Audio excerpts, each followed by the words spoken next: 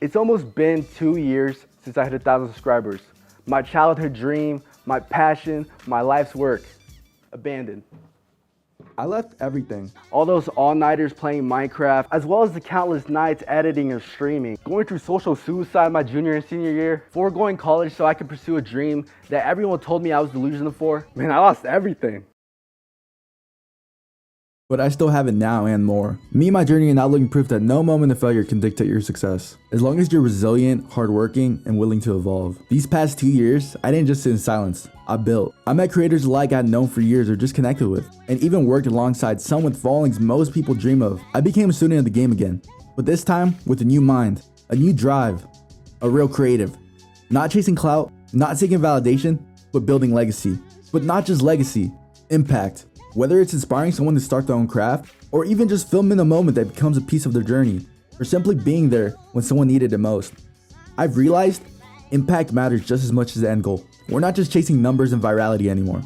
We're shaping memories, lives, and dreams along the way. Of course I look back at the old videos, that kid who had nothing but a dream and the stubborn perseverance to get to 1,000 subscribers. But man, I don't feel resentment anymore. I feel gratitude for the journey, for the fight, for the nights spent editing instead of sleeping, for every first, my first video, my first 100 subscribers, my first live stream, my first vlog, as well meeting the people who became milestones in my story. And now, we're still here. 2023, this chapter wasn't for the privileged. It was for the people who had to fight for every opportunity they ever got, the ones who were counted out over and over, for the ones who only have their agony, their loneliness, and their pain to feel them, the ones who got stabbed in the back and left to bleed, but used their blood as ink and wrote their own story. On paper, I shouldn't even still be here.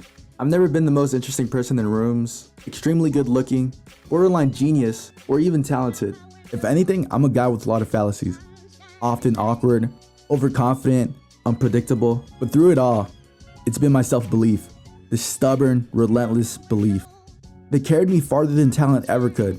2024 was full of euphoric times. It felt really good to be back in the element again. Finally rediscovering the excitement of making videos, alongside a brother that championed me to continue making content. From Austin, to Arkansas, to Los Angeles, there really was no way to lose. But man, 2025 came, and I stopped. And then that moment came again, and I finally pressed publish again. It really felt like a homecoming type of year. Almost everything I yearned for was finally earned in 2025. This outlet I made for myself as a kid, finally becoming something more. A craft that made me a person who inspired, entertained, and enlightened the community. It led me to dull moments becoming way more than just that, as well visiting an old venture that brought back my spark, and brought people across the nation together, resulting in opportunities that I solely dreamed of as a kid. If 2024 was euphoria, then 2025 was definitely bittersweet. And yet, despite every stoppage along the way, I kept starting again. Sometimes I wonder why. So as this new era of Zyro continues, it seems like I always repeat the pattern of self-sabotage, or even be resentful to those who betrayed me. But I forgive them now. They can't do what I did, but you can. You can endure. You can outlast. You can outgrow everything they said you couldn't. Become the anomaly. Become the outlier. Become the wild card. Become the savant.